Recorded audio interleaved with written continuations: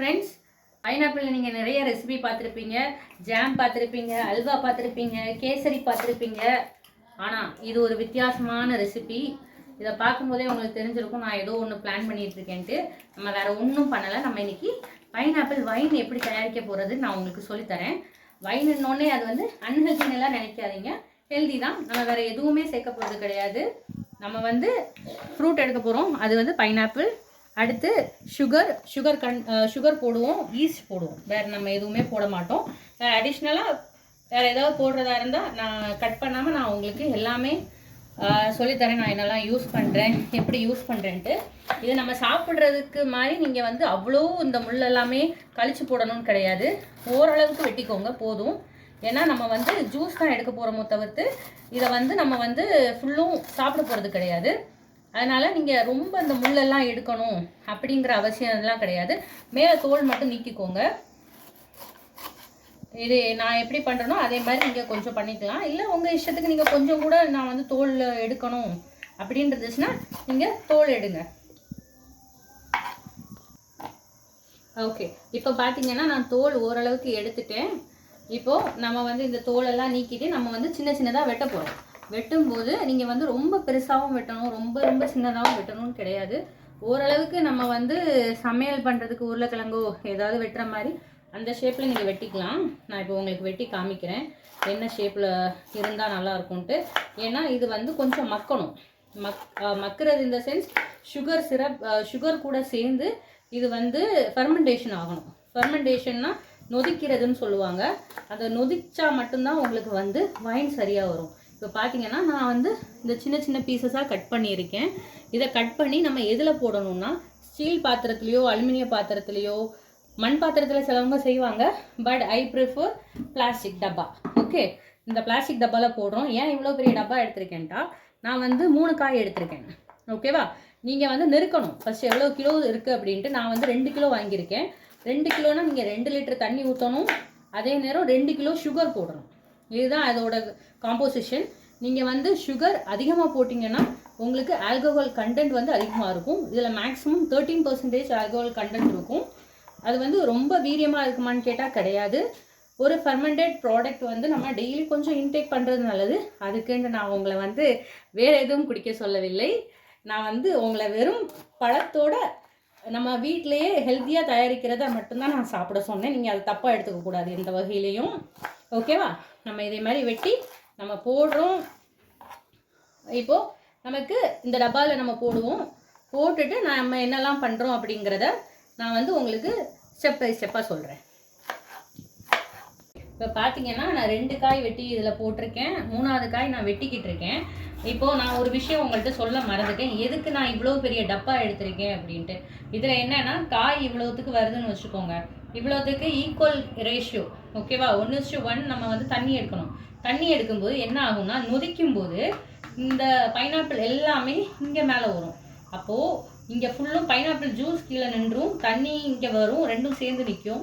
அதுதான் நம்மளோட இது வைனு. அதே மாதிரி சுகர் நம்ம வந்து அதுவுமே 1:1 எடுக்கிறோம். அப்படிங்கும்போது சுகரோட கண்டென்ட்டும் மேலே வரும். இது எல்லாத்துக்கும் மேலே தான் நமக்கு என்ன வரும்னா சக்கைங்கிறது வந்து இந்த ஜூஸ் எல்லாம் இல்லாமல் அது வந்து மேலே வரக்கூடியது தான் சக்கை. சரியா? அப்போ நீங்கள் என்ன பண்ணணும்னா உங்களுக்கு பெரிய டப்பாவை பார்த்து எடுத்துக்கணும். நீங்கள் வந்து சரி நமக்கு 2 கிலோ தானே, நம்ம 2 கிலோவுக்கு டக்குன டப்பா எடுக்கலான்னு நீங்கள் எடுக்காதீங்க. ஏன்னா இந்த தப்பை நான் ஏற்கனவே ஒரு 2-3 தடவை செஞ்சுருக்கேன். அது வந்து எதில் செஞ்சுருக்கேன்னா கிரேப்ஸில் பண்ணியிருக்கேன். ஏன்னா வைனுங்கும் போதே எல்லாருமே கிரேப்ஸ் தான் ஃபஸ்ட்டு எடுப்பாங்க. திராட்சை அதுவும் பன்னீர் திராட்சை தான் எல்லாருமே எடுப்பாங்க. அந்த வித்து உள்ளது அதுதான் நல்லாயிருக்கும். ஆனால் என்ன ப்ராப்ளம்னா நமக்கு கிரேப்ஸ் கம்பேர் பண்ணும்போது கிரேப்ஸ் வந்து காஸ்ட்லி. கிரேப்ஸ் வந்து எப்படியுமே அது சீசன் பொறுத்து சில நேரங்களில் 160 வரைக்கும் போகும் கேஜி. அதே மாதிரி நம்ம கிரேப்ஸ் எடுக்கும்போது ஒரு 5 kgs போட்டால் தான் கரெக்டாக இருக்கும். இல்லாட்டி 2 kgsலேயும் போடலாம். ஆனால் நமக்கு பைனாப்பிள்னு எடுக்கும்போது 2 kg நாங்கள் வந்து 100 rupees இல்லை 3 kg நாங்கள் வந்து 100 rupeesனு வாங்கியிருந்தோம். இப்போ சீசன் டைம் ஆனதுனால விலை ரொம்ப கம்மியாக இருக்குது. நீங்கள் இந்த விலை கம்மி டைமில் உங்களுக்கு என்ன மலிவாக கிடைக்குதோ அதெல்லாமே நீங்கள் யூட்டிலைஸ் பண்ண பாருங்கள். ஃப்ரெண்ட்ஸ், நான் வந்து ஒரு விஷயம் வந்து சொல்ல விட்டு போச்சு. நீங்கள் வந்து வைனுக்கு எது எடுக்கிறதுனாலும் அது ரொம்ப க்ளீனாக இருக்கணும். இப்போ வைனுக்கு நீங்கள் வந்து எந்த பழம் எடுத்தாலும் சரி, அது வந்து கிரேப்ஸாகவும் இருக்கலாம், பைனாப்பிளாகவும் இருக்கலாம். கிரேப்ஸ்னால் நீங்கள் கண்டிப்பாக சுடுதண்ணியில் அதை கழுகணும். கொஞ்சம் வெதுவெதுப்பாக இருக்க சுடுதண்ணியில் வேணால் கொஞ்சம் லைட்டாக உப்பு கூட நீங்கள் போட்டுக்கலாம். ஆனால் உப்பு போடணும் கூட இல்லை, ஆனால் கண்டிப்பாக சுடுதண்ணியில் தான் கழுவணும். அதே மாதிரி நீங்கள் யூஸ் பண்ணுற பாத்திரம், கத்தி, உங்களோட கைகள் எல்லாமே நீங்கள் வந்து நல்ல க்ளீனாக கழுகணும். கழுகி நீங்கள் வந்து சுடுதண்ணியில் ஒரு தடவை நீங்கள் ஸ்டெர்லைஸ் பண்ணணும் இந்த டப்பாவை. ஓகேவா? நான் இந்த டப்பா யூஸ் பண்ணியிருக்கேன். இது வந்து காலையிலேயே நான் வந்து கழுகி திரும்ப இதை ஸ்டார்ட் பண்ணும்போது ஒரு தடவை சுடுதண்ணியில் அலசி வச்சுருக்கேன். அதே மாதிரி தான் நைஃபுமே, அதே மாதிரி தான் உங்களோட கைகளுமே. ஏன்னா நீங்கள் வந்து இதை ஃப்ரிட்ஜில் ஸ்டோர் பண்ண போகிறது கிடையாது. நீங்கள் வந்து இதை மாதக்கணக்காக நீங்கள் வச்சுக்க போகிறீங்க. அப்படின்னா இது வந்து நொதிக்கிறதுக்கு 7 நாள் ஆகும். நொதித்த பிறகு திரும்ப ஒரு 20 நாள் நீங்கள் வந்து திரும்ப நீங்கள் வச்சுருப்பீங்க. அதுக்கு பிறகு நீங்கள் என்ன பண்ணுவீங்கன்ட்டா, இதை வந்து நீங்கள் இயர்ஸ் கணக்காக வச்சுக்கலாம். 2 வருஷம் 3 வருஷம் எவ்வளோ நாள் நீங்கள் வச்சுருக்கீங்களோ அவ்வளோ நாள் வந்து இதுக்கு டேஸ்ட் கூடும். அதனால் நீங்கள் ரொம்ப இதை வந்து ஹெல்த்தியாக நீங்கள் பார்த்துக்கணும். நீங்கள் வந்து நம்ம சேனலை கண்டினியூஸாக வாட்ச் பண்ணுறதா இருந்தால் நீங்கள் பார்த்துருப்பீங்க. நம்மக்கிட்ட வந்து காய்கறி தோட்டங்கள், அதுக்கு பிறகு நிறைய பழச்செடிகள், நிறைய செடி கொடிகள் எல்லாம் நம்ம வளர்த்துக்கிட்டு இருக்கோம். அதுக்கு வந்து நம்ம வந்து என்ன சொல்லியிருந்தோம்னா, உரங்கள் வந்து செயற்கை உரங்கள் போடுறது கிடையாதுன்னு சொல்லியிருந்தோம். நம்ம இந்த தொழிலெல்லாம் எடுத்து வச்சுருக்கோம். இது மூலயமா நான் உங்களுக்கு வந்து இயற்கையாக உரங்கள் எப்படி தயாரிக்கிறதுன்னு நான் உங்களுக்கு அடுத்த வீடியோவில் சொல்லி தருவேன். ஓகே, அதனால நீங்கள் என்ன பண்ணணும்னா, நீங்கள் வந்து இந்த தொலியெல்லாம் எடுத்த பிறகு இந்த தொலியெல்லாம் நீங்கள் வீசாமல் காய்கறி வேஸ்ட்டு, முட்டை வேஸ்ட்டு, முட்டைத்தோடு, என்னெல்லாம் உங்களுக்கு வந்து சாப்பாடு வேஸ்ட்டு கிடைக்குதோ, சோறெல்லாம் எடுக்கக்கூடாது அதுக்குன்ட்டு. அதை தவிர்த்து உங்களுக்கு என்னெல்லாம் கிடைக்குதோ அதெல்லாம் நீங்கள் வந்து சேகரித்து வச்சுக்கோங்க. அப்படியே தூக்கி போட்டுறக்கூடாது. ஓகேவா? இந்த வீடியோவை பற்றி நான் உங்களுக்கு நாளைக்கு சொல்லித்தரேன். இப்போது இதோட கண்டினியூவேஷன் பார்ப்போம். ஓகேவா? நான் இப்போ இதுக்கு 3 காய் வெட்டியிருக்கேன். 3 காய் வந்து 2 கிலோ நமக்கு வந்தது. இல்லை 3 கிலோ வந்தது. 3 காய் 100 ரூபான்னு சொல்லியிருந்தேன் எங்கள் ஏரியாவில். அது ஏரியாவுக்கு ஏரியா டிஃபர் ஆகும். அதனால் நீங்கள் வருத்தப்படக்கூடாது. ஓகேவா?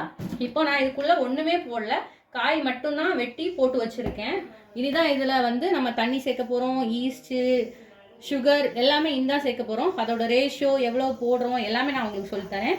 அதுக்கு முன்னாடி இந்த மூடியை பற்றி நான் உங்களுக்கு எக்ஸ்பிளைன் பண்ணுறேன். நீங்கள் எந்த டப்பா எடுக்கிறீங்களோ அந்த டப்பாவுக்கு ஏர் டைட்டான மூடி பார்க்கணும். இந்த மூடி வந்து உங்களுக்கு நல்லா க்ளோஸ் ஆகணும். ஆனால் இதுக்கு பிறகும் கொஞ்சம் வேலை இருக்குது, அதெல்லாம் நான் ஒன்று உங்களுக்கு சொல்லித்தரேன். ஆனால் இது வந்து ரொம்ப ஏர் டைட்டாக இருக்கணும். இந்த ஏர் டைட்டான மூடியில் நான் என்ன பண்ணியிருக்கேன்ட்டா, இந்த டியூப் வந்து நமக்கு ஸ்டேஷ்னரி ஷாப்பில் கிடைக்கும். 1 மீட்டர் 20 ரூபா என்னதோ தான் இருக்கும். இல்லாட்டி வந்து அந்த ஃபில்டர், வாட்டர் ஃபில்டர் இருக்கும் பார்த்தீங்களா, அந்த வாட்டர் ஃபில்டருக்குன்னு ஒரு டியூப் கிடைக்கும். அந்த இது கூட நீங்கள் வாங்கிக்கலாம். அது கொஞ்சம் மீட்டருக்கு 50 ரூபாயோ ஏதோ வரும்னு நினைக்கிறேன், எனக்கு சரியாக தெரியல. நீங்கள் அது கொஞ்சம் பார்த்துக்கோங்க. அதுக்கு பிறகு இந்த மூடியில் நான் ஒரு ஓட்டை போட்டிருக்கேன், அதுவும் நடுவில் போட்டிருக்கேன். ஓகேவா? நடுவில் போட்டுட்டு இந்த டியூப்பை இன்சர்ட் பண்ணியிருக்கேன். இதை சுற்றி நீங்கள் வந்து ஏதாவது வச்சு ஒட்டிக்கலாம். ஆனால் நான் என்ன பண்ணியிருக்கேன்ட்டா வந்து இதுக்குள்ளே காற்று போகக்கூடாது. அதுதான் இதோட ஃபஸ்ட்டு கான்செப்ட். ஓகேவா? இது வந்து பியூர்லி பேஸ்ட் ஆன் சயின்ஸ். இது வந்து சும்மா ஒரு நார்மல் ரெசிபி இல்லாமல் இது வந்து ஒரு சயின்ஸ். இதுக்குள்ளே வந்து ஏர் போகவே கூடாது, ஆக்சிஜன் போகவே கூடாது எக்காரணம் கொண்டும். அதனால் நான் இது வந்து எம்சீல்ன்ட்டு நமக்கு வந்து எல்லா கடைகளையும் கிடைக்கும். அது வந்து ஒரு டப்பா வந்து 30 ரூபான்னு நினைக்கிறேன். 30 ரூபாயா 10 ரூபாயா எனக்கு சரியாக தெரியல. அவ்வளோதான் இருக்கும். அந்த டப்பாவில் நமக்கு வந்து 2 கெமிக்கல் கிடைக்கும். அந்த 2 கெமிக்கலையும் நம்ம மிக்ஸ் பண்ணோன்னா நமக்கு பிளாக் கலரில் ஒரு கிளே மாதிரி கிடைக்கும். அந்த கிளேயை நான் வந்து இந்த டியூபுக்கும் அந்த டப்பாவுக்கும் சேர்த்து ஒட்டியிருக்கேன். ஃபுல்லும் ஏர் டைட் ஆயிரும். நமக்கு வந்து ஏர் வந்து உள்ளே போகாது. அதே மாதிரி இந்த சைடும் என்ன பண்ணியிருக்கேன்னா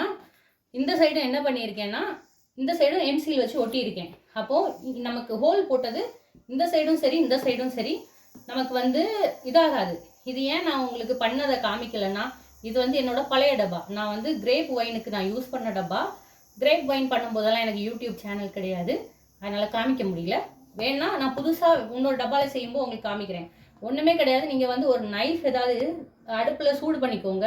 சூடு பண்ணி அந்த நைஃபை இதில் வந்து லைட்டாக இன்சர்ட் பண்ணிவிட்டு லைட்டாக இது பண்ணிக்கோங்க. பண்ணிங்கன்னா அதில் ஓட்டை விழுந்துடும். ஓட்டை விழுந்தோடனே இந்த டியூபை இன்சர்ட் பண்ணி எம்சீல் வச்சு நீங்கள் வந்து இதை பிளாக் பண்ணிக்கலாம். பிளாக் பண்ணினா உங்களுக்கு இது தயார். இப்போது நீங்கள் என்கிட்ட ஒரு கேள்வி கேட்கலாம், ஆக்சிஜன் போகக்கூடாதுன்னு, அப்புறம் இந்த டியூப் சைட்லேருந்து ஆக்சிஜன் உள்ளே போகாதா அப்படின்னு நீங்கள் கேட்கலாம். அதுக்கு ஆன்சர் உங்களுக்கு கண்டிப்பாக இந்த வீடியோவோட எண்டில் கிடைக்கும். இப்போ நம்ம வந்து நம்ம வந்து வெட்டி வச்ச பைனாப்பிள் இருக்குது, நம்மளோட மூடி தயார். இனி நமக்கு தேவையான பொருட்கள் பார்க்க போகிறோம். சுடு தண்ணி. ஓகேவா? இதுக்கு நீங்கள் பச்சை தண்ணி ஊற்றக்கூடாது, சுடு தண்ணி தான் ஊற்றணும். இப்போ நான் வந்து இதில் 2 லிட்டர் தண்ணி ஊற்றுறேன். உங்களுக்கு பார்த்தாலே தெரியும் கொஞ்சம் ஆவி பறக்குது. அதுக்குன்ட்டு ரொம்ப சூடாகவும் நீங்கள் ஊற்றக்கூடாது. ஓரளவுக்கு சுடு தண்ணியாக நீங்கள் ஊற்றிடுங்க. ஓகேவா? இப்போ நான் சுடு தண்ணி ஊற்றிட்டேன். இது வந்து கிலோ கணக்கு தான்.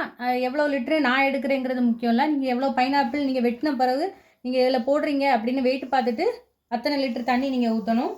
அடுத்து முக்கியமான பொருள் சீனி, சுகர். இந்த சுகர் தான் இதுக்கு வந்து வீரியம் கொடுக்க போகிறது. ஓகேவா?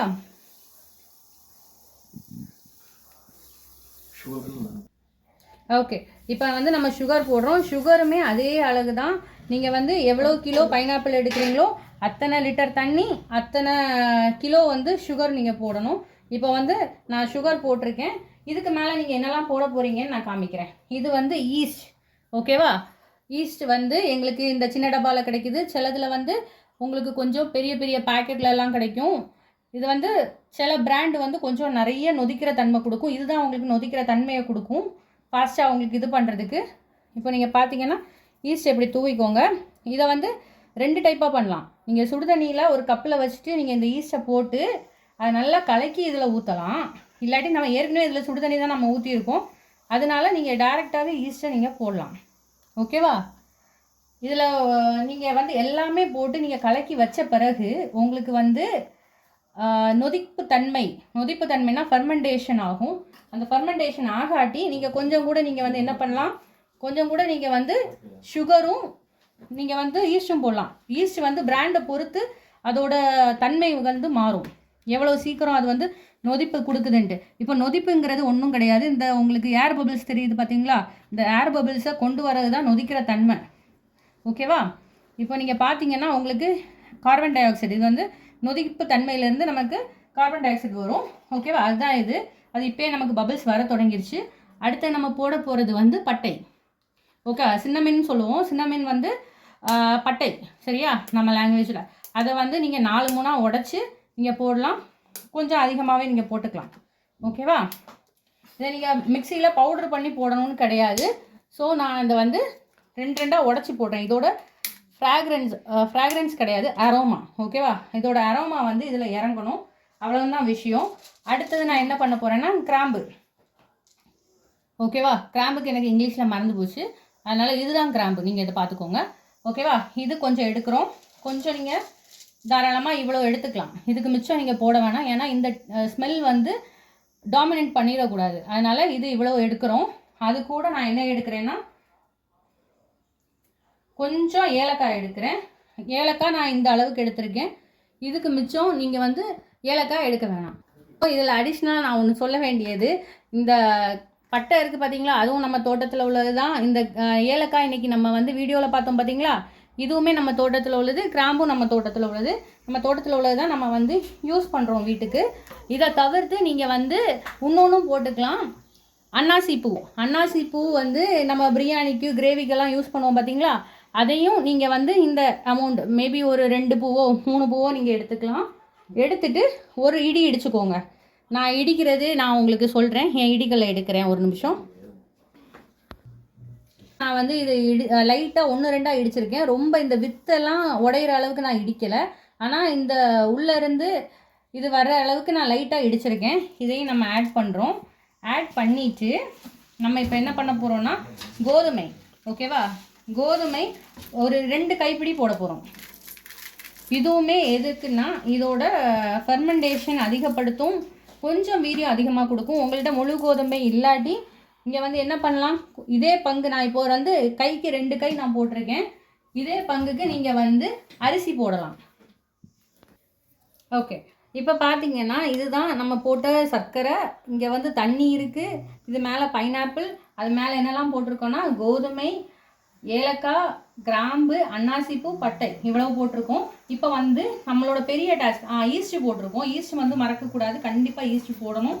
ஈஸ்ட் போடாட்டி நம்மளோட ப்ராசஸ் ஃபுல்ஃபில் ஆகாது. அதே மாதிரி இந்த சர்க்கரை இருக்குது பார்த்தீங்களா, கீழே சீனி, இந்த சீனி கரையிற வரைக்கும் நீங்கள் வந்து கிண்டணும். அதே மாதிரி நம்ம ஊற்றுனது சுடு தண்ணி, பச்சை தண்ணி கிடையாது. ரொம்ப கொதிக்க இருக்கணும்னு இல்லை, ஆனால் கொஞ்சம் வெதுவெதுப்பாக இருக்கணும். ஓகேவா?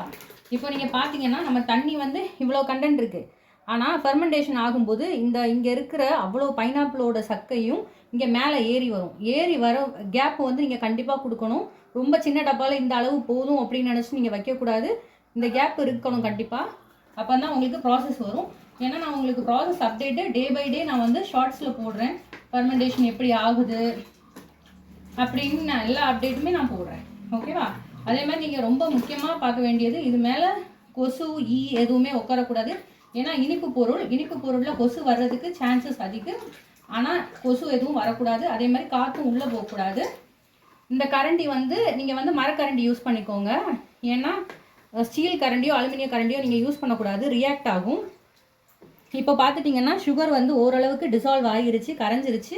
இனி நம்ம இதை அப்படியே மூட போகிறோம். இந்த மூடி எடுக்கிறேன். இதை நம்ம நல்லா காற்று போகாமல் நம்ம வந்து மூட போகிறோம். நம்ம நல்லா மூடிட்டோம்.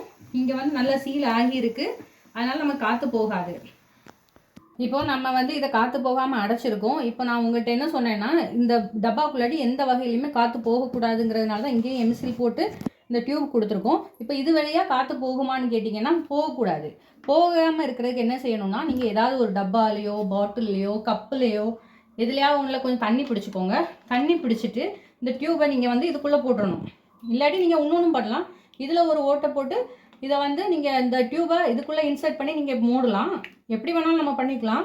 இப்போ நீங்கள் இது எதுக்கு பண்ணுறோன்னா, இதிலேருந்து ஃபர்மெண்டேஷன் தொடங்கும் போது நமக்கு ஏர் பபிள்ஸ் வரும். இந்த ஏர் பபிள்ஸ் ஃபுல்லும் இது வரைக்கும் ஃபில்லான பிறகு இந்த கேஸ் வந்து எங்கே போகும்னா, இந்த டியூப் வழியாக வந்து இந்த பாட்டிலுக்கு போகும்.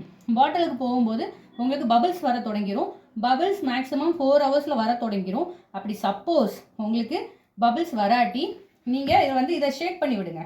ஷேக் பண்ணி விட்டிங்கன்னா உங்களுக்கு இங்கே பபிள்ஸ் வரணும்.